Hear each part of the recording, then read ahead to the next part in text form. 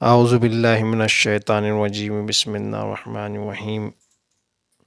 محترم بزرگ اور دوستوں، ایک چھوٹی جامع پر اسرار دعا ہے جسے جاننے اور سمجھنے کے بعد کوئی بھی اسے ترک نہیں کرنا چاہیں گا، کیونکہ ہر مومن کی یہی خواہش ہوتی ہے۔ 4 چھوٹی دعاؤں کے مجموعے سے ایک دعا اللہ تبارک و تعالیٰ کے حضور کی گئی ہے۔ اسے جامع اس لیے کہا گیا ہے، اور یقیناً اس کے معنی اور مفہوم سمجھنے کے بعد اثر انداز دعا ہونے کا یقین بھی ہو جائیں گا انشاءاللہ۔ دعا کی ابتدا لا الہ الا اللہ سے ہوتی ہے، نہیں ہے کوئی معبود سوائے اللہ کے۔ لا الہ الا اللہ کی فضیلت کوئی کیا بیان کرے بزرگ اور دوستوں۔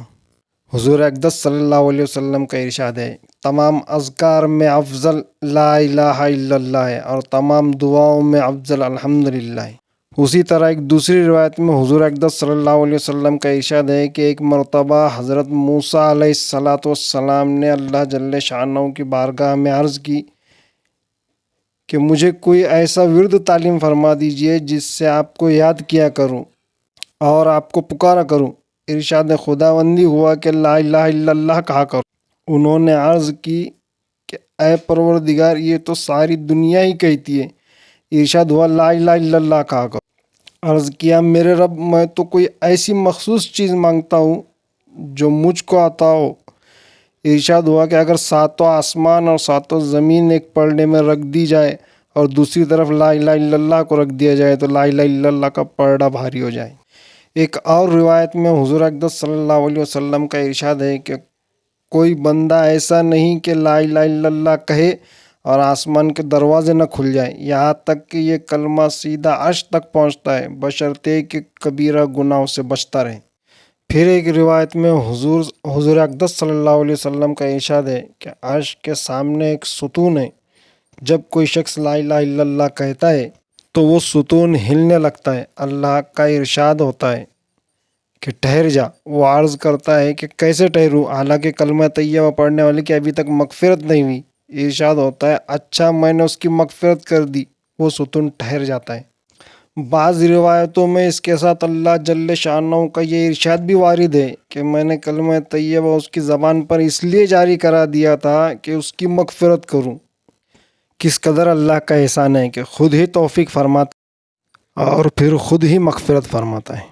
لہٰذا لا الہ الا اللہ ادا ہونے سے اللہ کی رحمت جوش میں آ گئی، مغفرت کے عطا کے راستے کھل گئے۔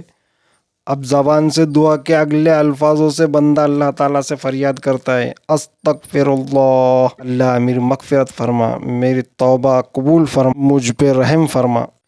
اللہ مغفرت فرما دیتا ہے۔ لا الہ الا اللہ ادا ہو گیا، مغفرت ہو گئی۔